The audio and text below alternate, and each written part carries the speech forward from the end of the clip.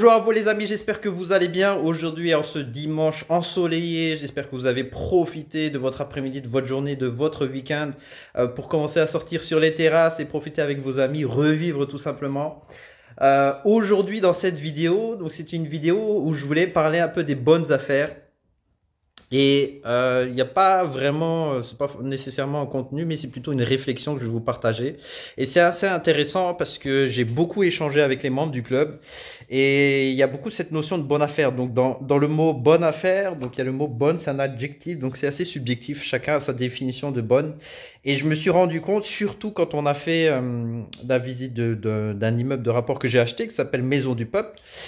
Et donc, il y a des membres du club sont venus visiter. Il y avait plusieurs groupes.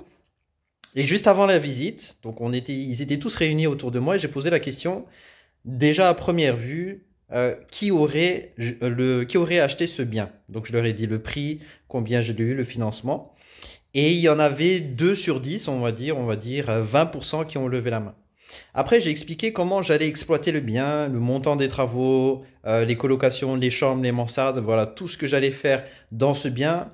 Et j'ai posé la question, j'ai parlé du cash flow, du crédit. Vraiment, on est allé en détail, en profondeur. En plus, ils étaient sur le terrain, donc ils pouvaient voir concrètement, ils étaient en immersion, ils pouvaient voir concrètement à quoi ça allait ressembler.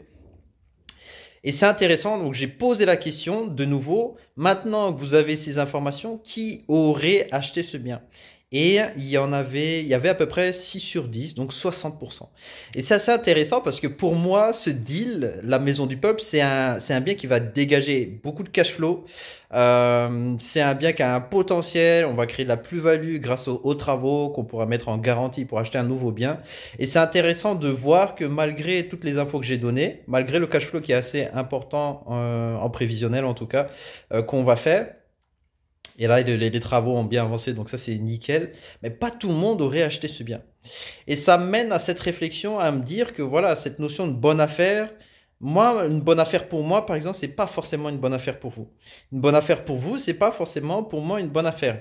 Donc la bonne affaire, elle vous correspond à votre profil, à votre stratégie à un moment donné.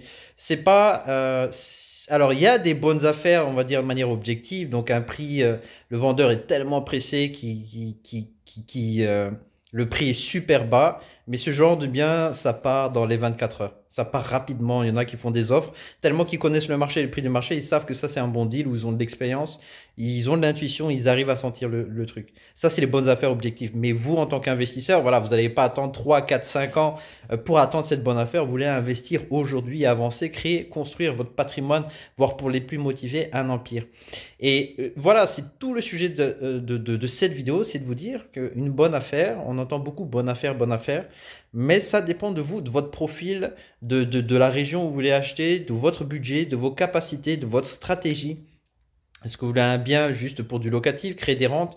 Est-ce que vous voulez un bien qui a un potentiel d'avoir de la plus-value? Est-ce que vous voulez un bien qui s'autofinance? Vous voulez peut-être avoir un cash flow négatif, mais au moins ce bien va pouvoir vous permettre de le mettre en garantie pour acheter un nouveau bien. Donc ça dépend vraiment de vous. Et donc, ce que je vous recommanderais en tout cas, c'est d'avoir du recul et surtout travailler sur vous, votre profil, et vous poser les questions pour vous, pour définir votre propre bonne affaire. Parce qu'une bonne affaire pour un tel, c'est pas forcément une bonne affaire pour vous. Une bonne affaire pour moi, c'est pas forcément une bonne affaire pour vous. Voilà, c'est tout pour aujourd'hui, les amis. N'hésitez pas à mettre en commentaire qu'est-ce que vous en pensez de cette réflexion. Est-ce que vous avez déjà eu dans le cas, vous avez rencontré des gens qui disent ouais, j'ai trouvé la bonne affaire, et vous vous êtes dit ah, c'est pas une si bonne affaire que ça, que ce soit pour une résidence principale ou pour un bien locatif d'ailleurs. En tout cas, c'était Maëri.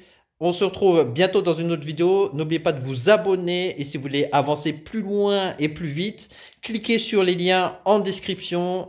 Vous pouvez prendre un appel téléphonique ou voir des replays. Il y a des formations aussi sur notre site le-club.co. Et on se retrouve à bientôt dans une autre vidéo. Ciao!